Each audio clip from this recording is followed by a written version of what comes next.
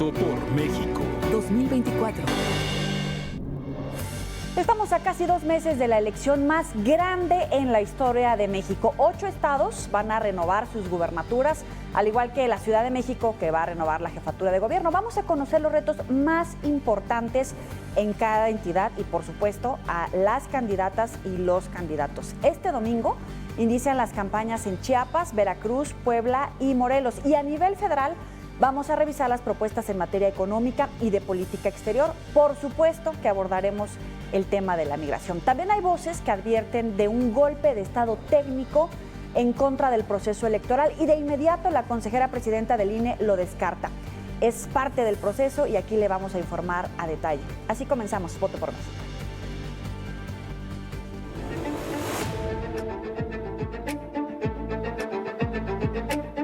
Con respecto al golpe técnico que plantea a su vez la Presidencia de la República, pues bueno, esperemos que eso sea imposible de realizar. El presidente de la República está interviniendo en el proceso electoral, violentando nuestra normatividad interna y la Constitución. Y pretende que el INE le haga esta propaganda electoral ante su falta de credibilidad. Vamos a tomar el sistema como se queda ahora con sus avances y vamos a impulsar el mejor sistema de salud pública para el bienestar. Para que se investigue a los siguientes personajes: los hijos, sobrinos y amigos del presidente. A Andrés Manuel López Beltrán, Andy. A Gonzalo Alfonso López Beltrán, Bobby. A Pedro Salazar Beltrán, a Osterlin Salazar Beltrán y por supuesto al amigo de todos, Amílcar Sandoval. Amílcar Alán Aparicio, perdón. Extraña que diputadas y diputados del PAN sigan en esta lógica que yo he calificado como cavernaria, pero que además viola los derechos humanos. Soy un hombre de leyes. Respeto la decisión de la sala regional, pero evidentemente no la comparto. Si les parece, vamos a comenzar por Puebla. La inseguridad pública, el robo de combustible, pobreza, desigualdad y falta de agua son algunos de los problemas que identifican los poblanos como los principales retos del próximo gobierno.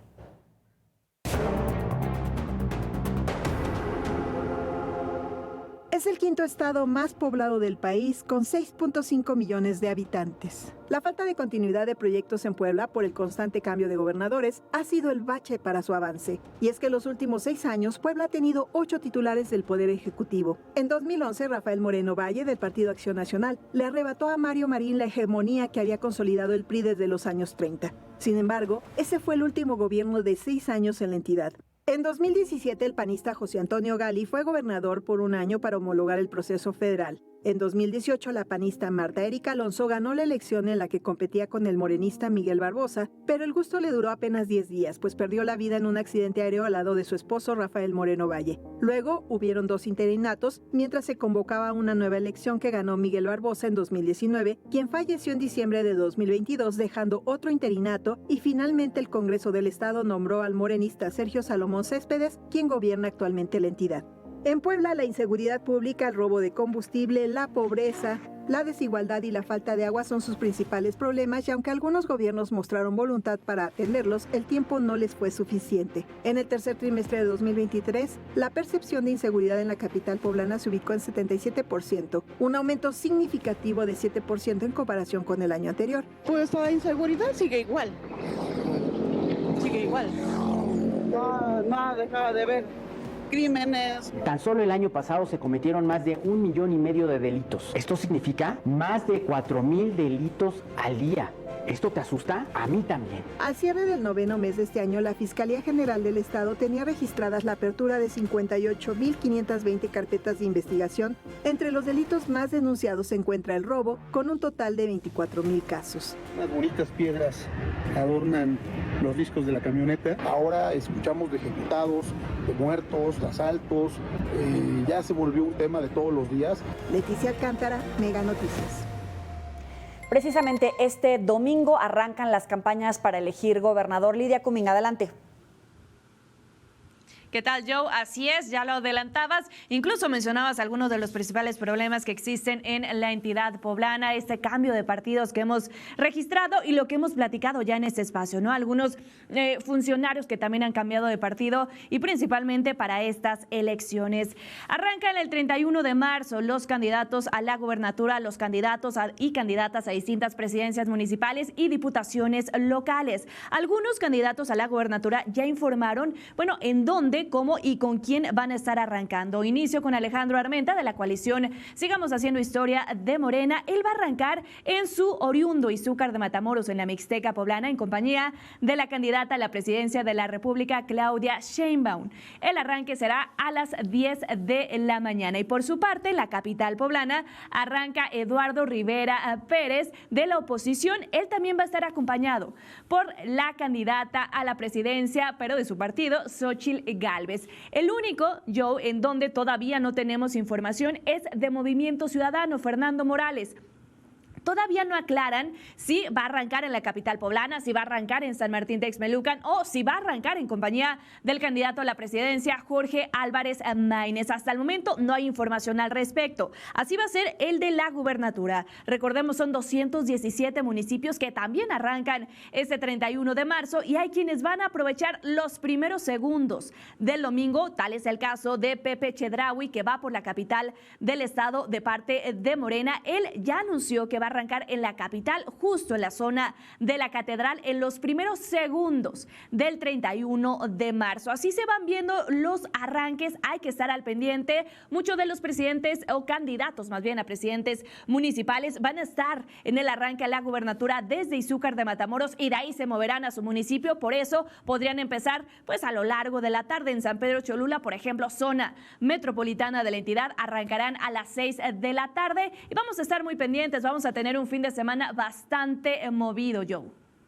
Muchísimas gracias. Vamos a estarle dando seguimiento a esta información aquí en Mega Noticias. No se pierda el detalle con Lidia Cumming. Vamos a revisar eso de Morelos. Como todo el país, los retos más importantes, lo que le preocupa a los habitantes es la inseguridad.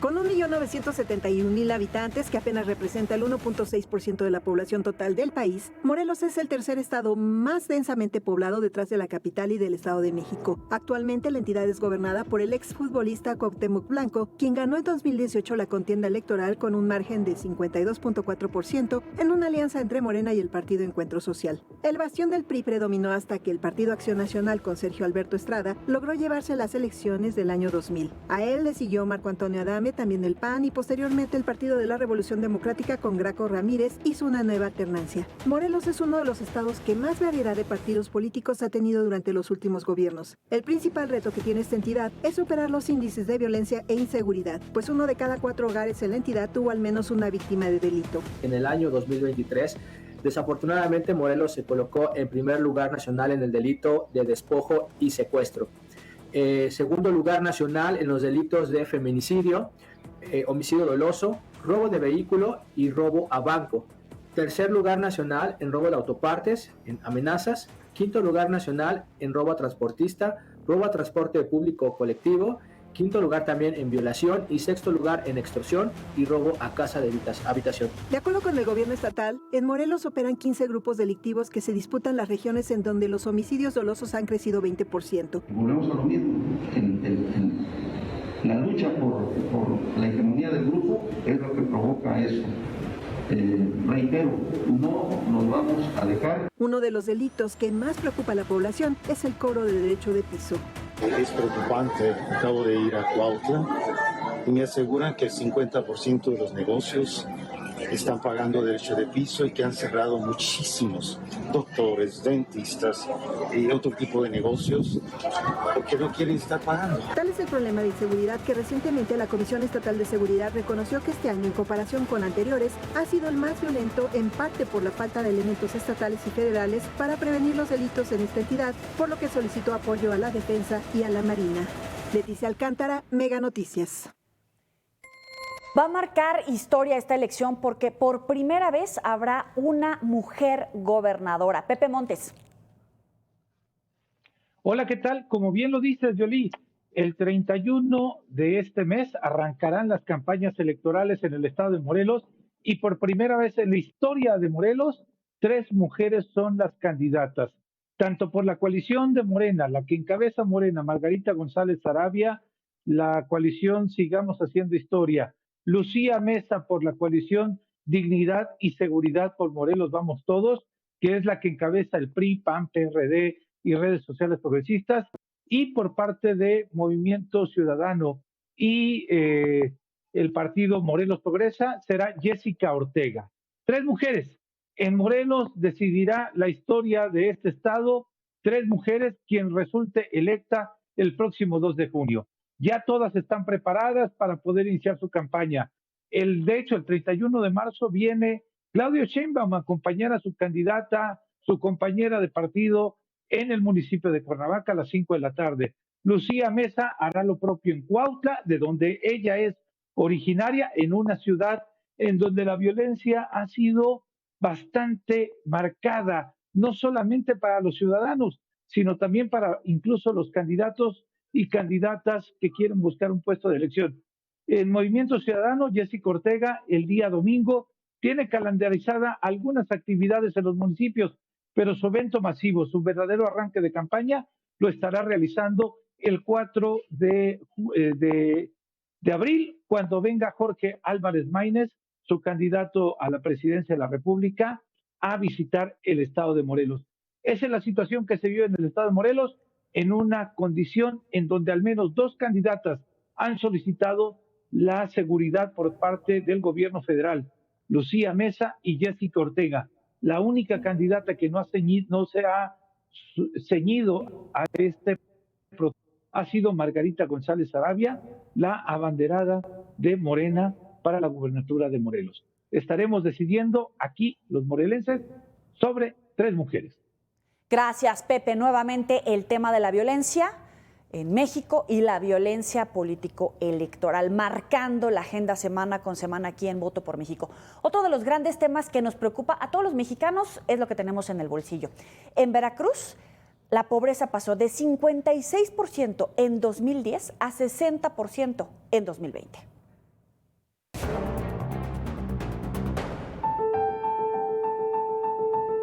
Luego de casi 90 años de gobiernos priistas, el Partido Acción Nacional tuvo un efímero gobierno de 2 años, periodo que sirvió de ajuste para empatar la elección de gobernador con la de presidente de la República. Solo 2 años estuvo el PAN en el gobierno de Veracruz, porque en 2018 la avalancha morenista llevó al triunfo a Cuitláhuac García, muy cercano al presidente de la República. Este primer gobierno morenista prometió abatir la pobreza, pero por el contrario aumentó. De acuerdo con el Coneval, la pobreza en Veracruz pasó de 56.7% en 2010 a 60.8% en 2020 y la pobreza extrema pasó a 16%, cuando en 2015 había disminuido de 18.8% a 13.3% de la población en miseria. Tal vez no se ha visto demasiado un cambio, porque un cambio de muchos años hacia atrás en los últimos años pues sería un poco complicado, ¿no? Yo creo que si se sigue con esta línea, probablemente sí se podría notar un poquito más. En materia de seguridad, el gobierno de Cuitláhuac García ha logrado reducir la tasa de homicidios dolosos, pero la entidad sigue ocupando primeros lugares en incidencia delictiva. De enero a noviembre de este año, Veracruz reportó 80.622 delitos que colocan a este estado en el 6º lugar nacional, además de que se encuentra entre las entidades con el mayor registro de extorsiones. En lo que va del gobierno actual, la cifra de delitos sexuales casi se ha duplicado al pasar de 1.864 denuncias en 2018 a 3.192 del 1 de enero al 31 de octubre de 2023. Pues sí se ha incrementado un poco más, ¿no? Porque antes como que daba miedo caminar ciertas calles, hoy en día ya camina uno como con un poco más de seguridad. ¿Tú cómo crees que nos ha ido aquí en el gobierno del estado en cuanto a temas de seguridad, salud, se ha mejorado? Prefiero no responder. Bajo este escenario, este 2 de junio de 2024, la segunda entidad más poblada del país y con el tercer mayor número de electores tendrá la decisión de la continuidad o apostar nuevamente por la alternancia de partidos. Mega Noticias, Andrés Solís. Vamos con los expertos, con los que saben. Lalo Manzanares.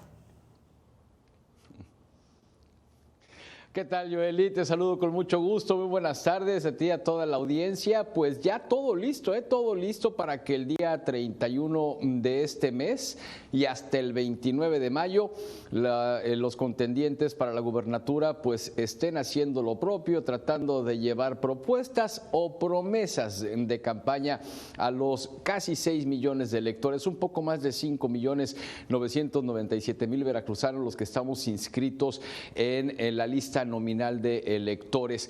Ya todo listo para que el candidato del Partido Acción Nacional, del PRI y del PRD, José Yunes Zorrilla, así como la candidata del Partido Verde Ecologista, PT y Morena, Rocío Nale, y el candidato de Movimiento Ciudadano, Hipólito Deschamps, pues arranquen campaña. Los contendientes punteros, digamos lo que es José Yunes y Rocío Nale, arrancarán su campaña en la zona conurbada Veracruz, Boca del Río.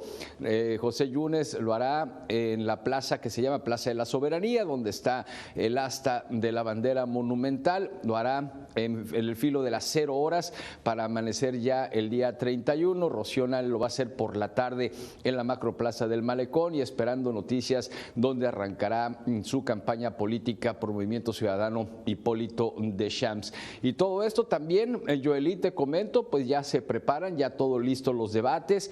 Uno que se va a realizar el 27 de abril en la ciudad de Jalapa, la capital del estado, y el segundo, el 12 de mayo, que se va a llevar a cabo aquí en la conurbación Veracruz, Boca del Río, Medellín. Va a ser en Boca del Río, en el World Trade Center.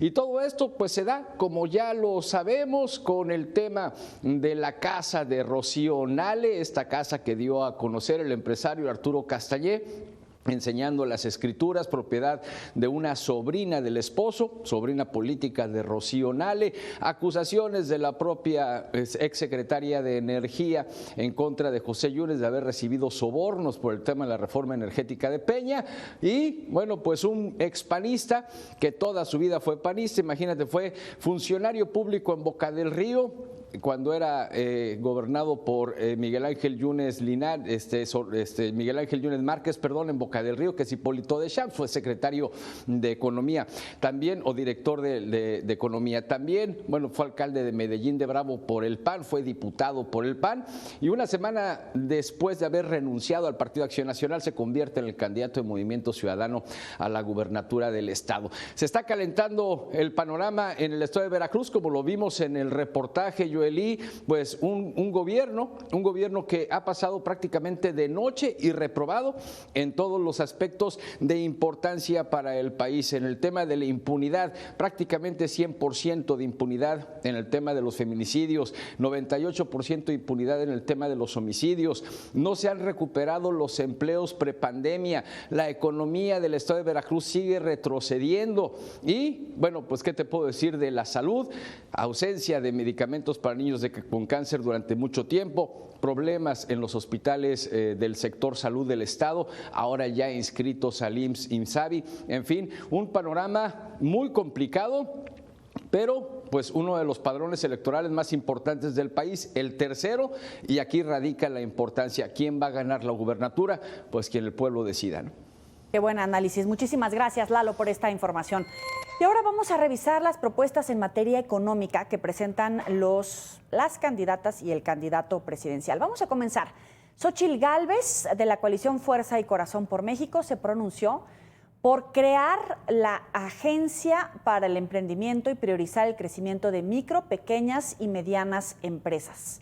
Estos gráficos los tienen en las redes sociales, bájelos, compare, decida. Claudia Sheinbaum, de la coalición Sigamos Haciendo Historia, dijo que impulsará el combate a la evasión fiscal y la reducción de trámites gubernamentales para apertura y operación de empresas, así como reducir la estructura del Estado.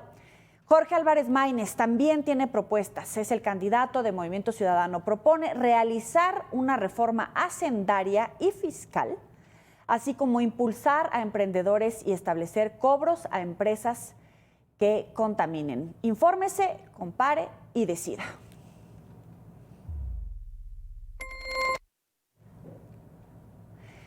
Vamos a escuchar lo que dice usted, la opinión de la ciudadanía. Les preguntamos si han visto y escuchado la propaganda política y qué tanto influye en realidad para definir su voto. Y aquí están las respuestas.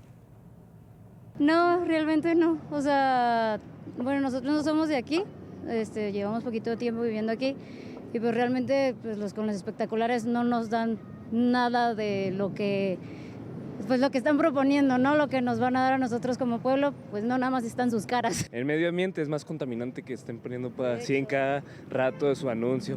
Mejor que hablen y que expresen por el pueblo lo que necesita el pueblo. No, más propuestas, ¿no? No sé, hacer como un currículum de lo que hicieron en donde estuvieron en sus puestos anteriores. Por conocimiento nada más, por decisión, ¿no? Yo creo que es decisión de cada quien, de las personas, si en verdad les interesa la información, porque con todo el internet y con todas las cosas que hoy en día ya es decisión de cada quien la información que ellos requieran. Esto ya es entre peleas de ellos, ¿no? No están viendo al ciudadano, están viendo a su partido.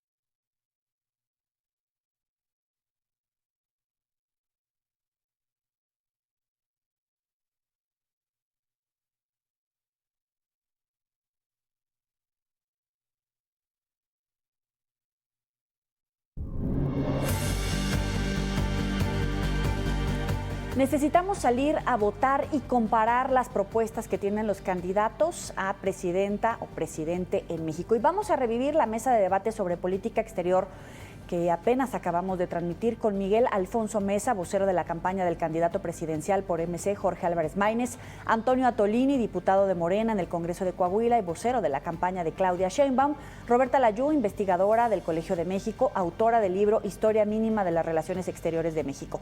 Debatieron sobre el primer balance de la política exterior de México y cuáles serían los retos más importantes para la próxima presidenta o presidente. Aquí la tiene. Me gustaría comenzar con un primer balance de la política exterior de México y cuáles serían los retos más importantes para la próxima presidenta o presidente. Tiene un espacio aproximadamente de minuto y medio para ir planteando sus puntos sobre la mesa. Comenzamos contigo, Roberta. Bueno, pues yo creo que lo más importante es recuperar la presencia de México en el mundo y recuperar la iniciativa. México ha tenido una voz muy importante en los foros multilaterales, ha tenido un liderazgo en América Latina, pero desgraciadamente en los últimos 6 años ha estado ausente de todos los foros. El presidente de la República no ha viajado. Prácticamente asistió una vez a un foro de Naciones Unidas por la vía virtual. nunca se asistió a las reuniones cumbre del G20, no asistió a la cumbre de las Américas en Los Ángeles, donde se trató el tema de la migración regional, hubiera sido muy importante su presencia. Entonces, lo primero que tenemos que hacer es volver a estar en el mundo, volver a tener la presencia, volver a recuperar la relación con nuestros principales interlocutores, por supuesto, con nuestros socios de América del Norte, pero con países con los que prácticamente hemos puesto en suspensión las relaciones, como son España, que nos ha dificultado mucho el acceso a la Unión Europea, esa situación. Con Perú también ha habido una discrepancia muy grande que ha roto prácticamente nuestro trabajo tan importante de integración con la Alianza del Pacífico. Entonces, hay que replantearse, en primer lugar, recuperar esa presencia. Alfonso.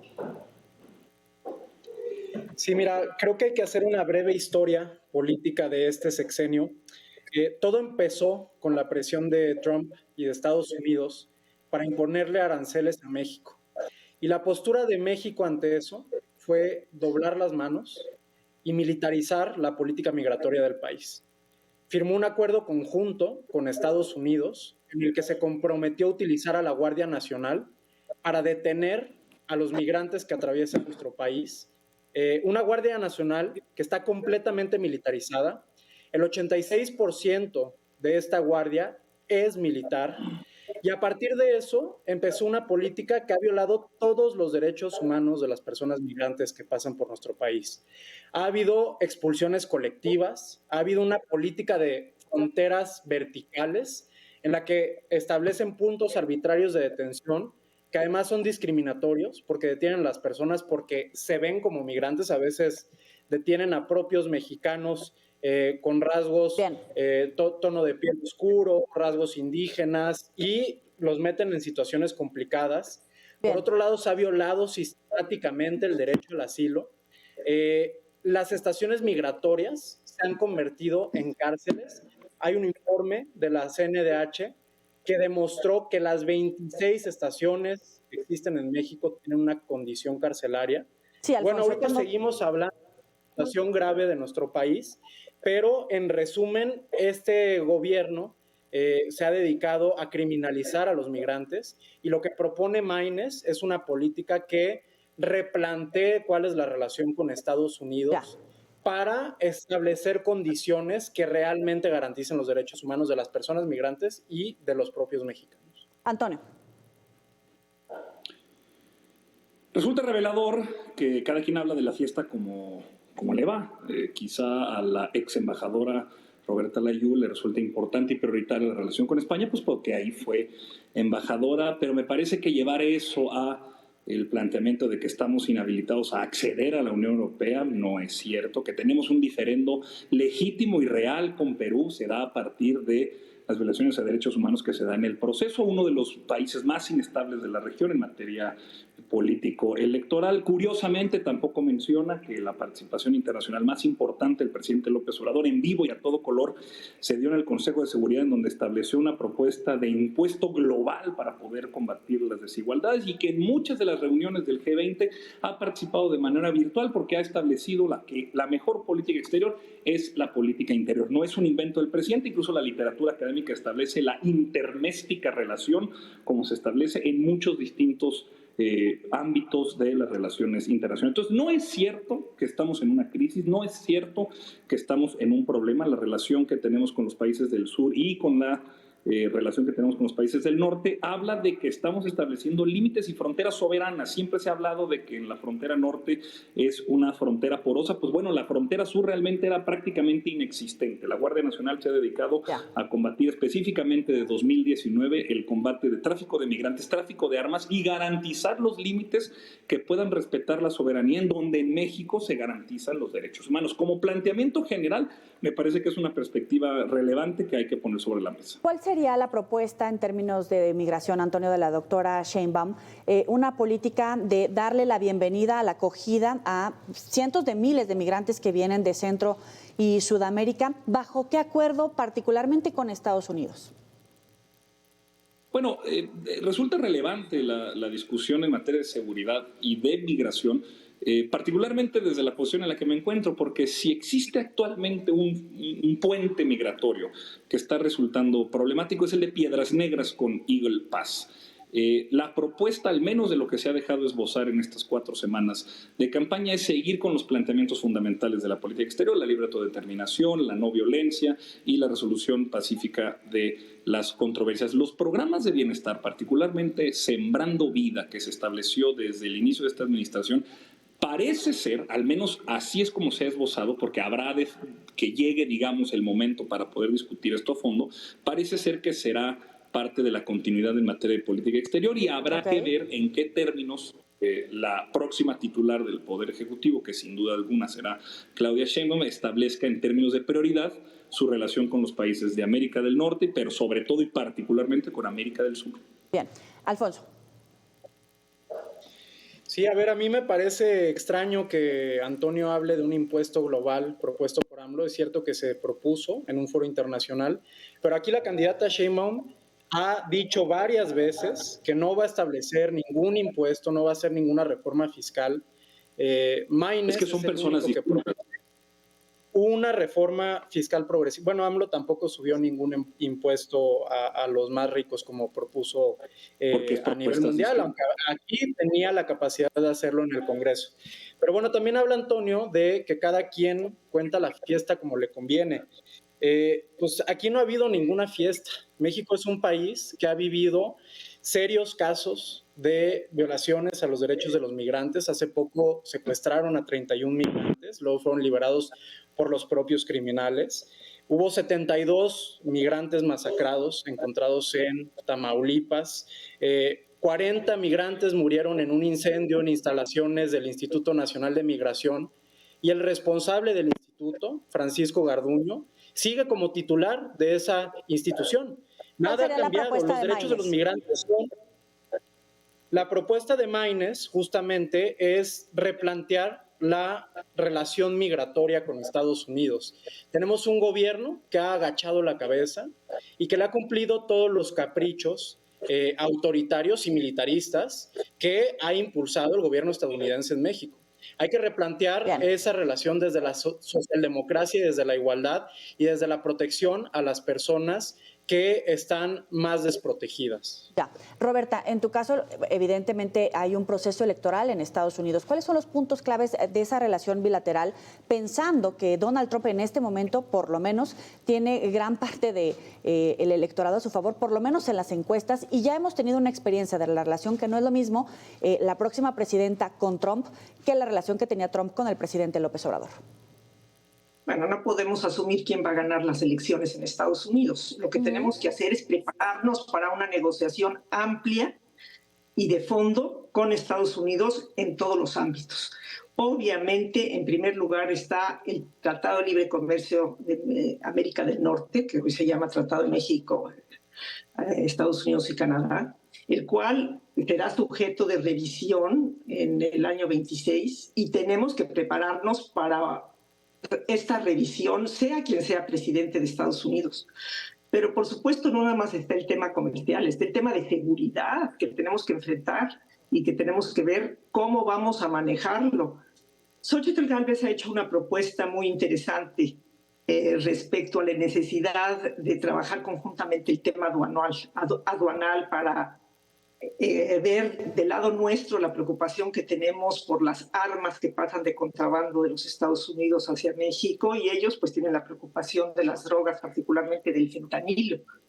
Pero hay que tomar en cuenta también que el 10% de la población de México vive en los Estados Unidos y nosotros tenemos la obligación de velar por sus derechos, de velar por su protección y de tratar de buscar una mejor condición migratoria para ellos.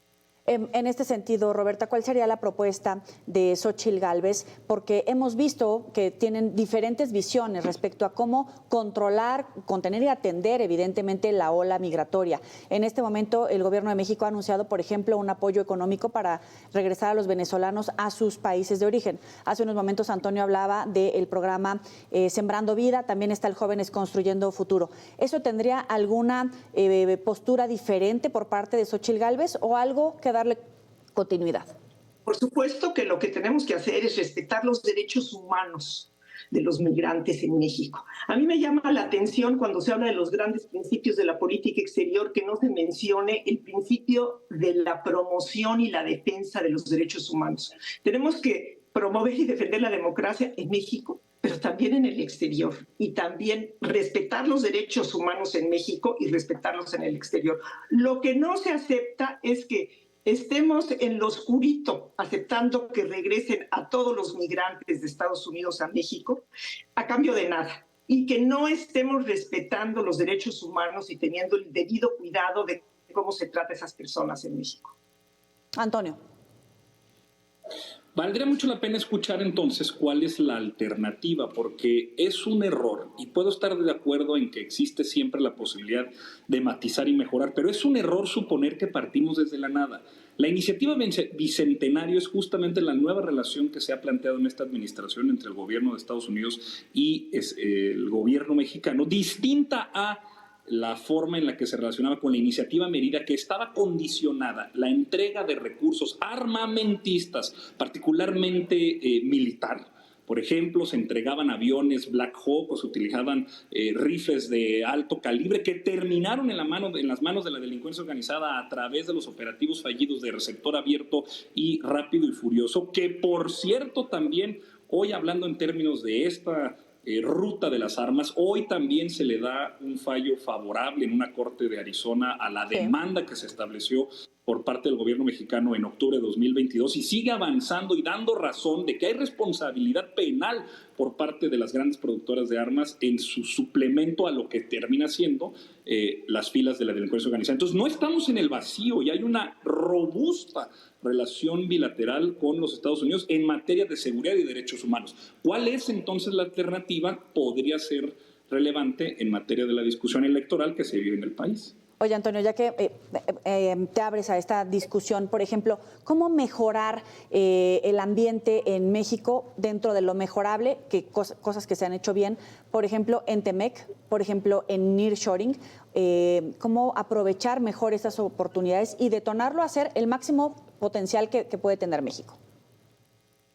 Bueno, creo que el panel de revisión que se establece justamente en los mecanismos bilaterales del TEMEC, del Tratado México, Estados Unidos, Canadá, darán cuenta de que al menos la relación bilateral en este momento es exitosa y productiva. Tenemos una paridad peso-dólar inigualable, mejorando cada día. Además están las inversiones extranjeras directas rompiendo los récords. Tenemos una cantidad de empleo formal como nunca en los últimos 23 años. Digamos, los datos hablan por sí mismos, no hay nada más verdadero que la realidad. Y será en 2026 en que los equipos de la doctora Claudia Sheinbaum, junto con los equipos del presidente de los Estados Unidos, pues se sientan a revisar lo que además está dentro ya de los parámetros normales y esperados del propio tratado. Entonces, creo que vamos bien y serán 2 años de una intensa y fructífera nueva relación, porque si bien el presidente López Obrador estableció una visión, esa visión es llamada el humanismo mexicano y de la que la doctora Claudia Sheinbaum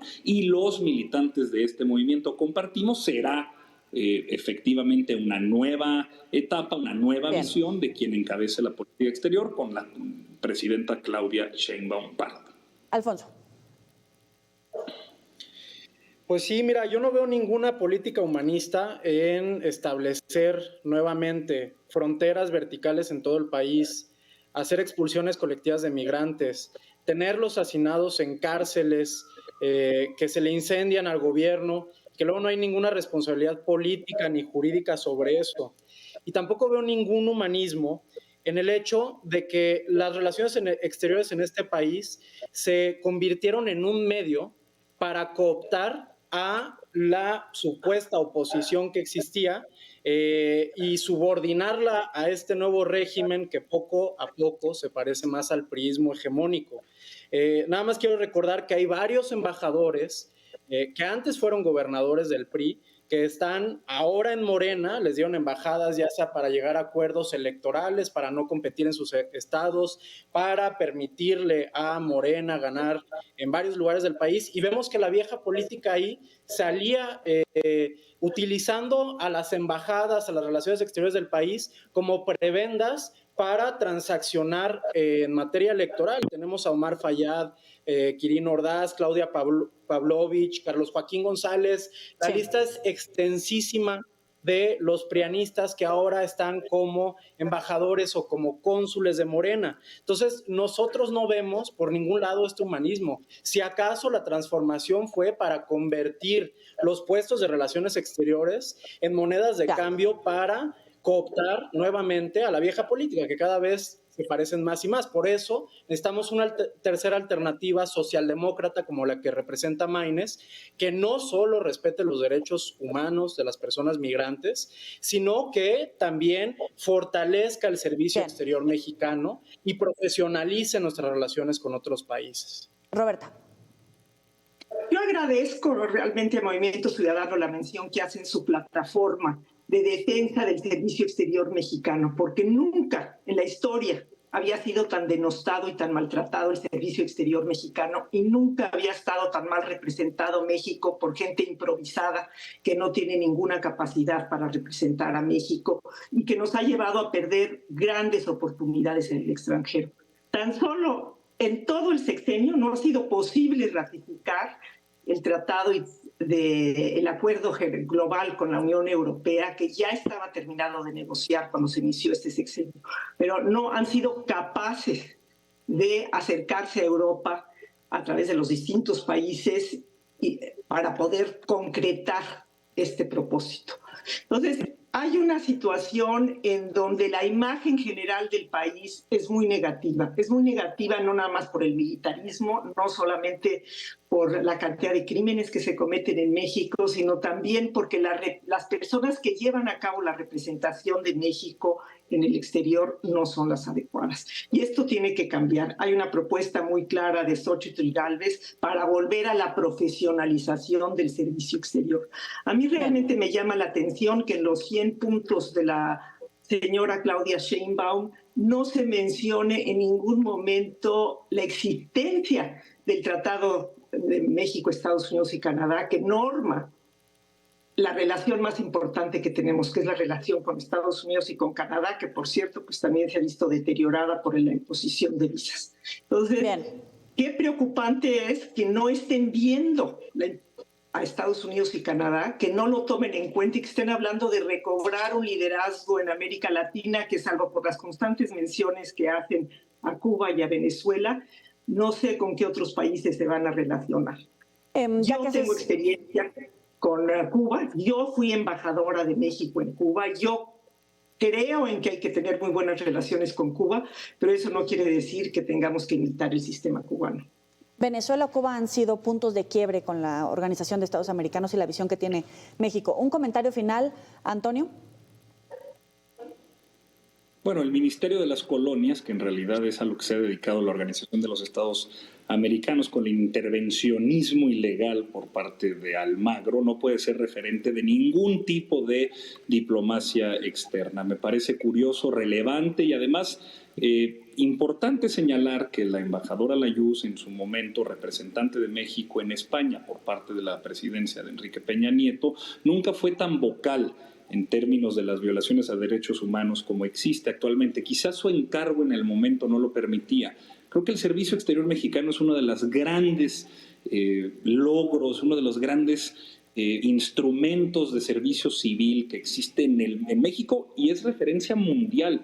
Me parece que Alicia Bárcenas es una de las mejores representantes que tenemos actualmente y la conducción política de nuestras relaciones exteriores con el presidente López Obrador no ha dejado ningún pendiente ni ninguna asignatura sin tocar. Si por viajes y por la ratificación de instrumentos particulares se refiere, no podemos concluir tomando una parte y señalando el todo como si fuera un desastre. Por eso hablo mucho de que quizá las opiniones vertidas en este espacio dan cuenta de una experiencia subjetiva y muy específica. No es así. No estamos en el vacío, no estamos en la confusión, no estamos en la ambigüedad. La política exterior en México me parece robusta, ha avanzado con instrumentos bilaterales y hoy actualmente me parece también que somos protagonistas del concierto internacional. No existe, al parecer, dentro de estos minutos de discusión, una alternativa concreta sobre qué referente debe ser el que oriente lo que actualmente me parece que está funcionando muy bien.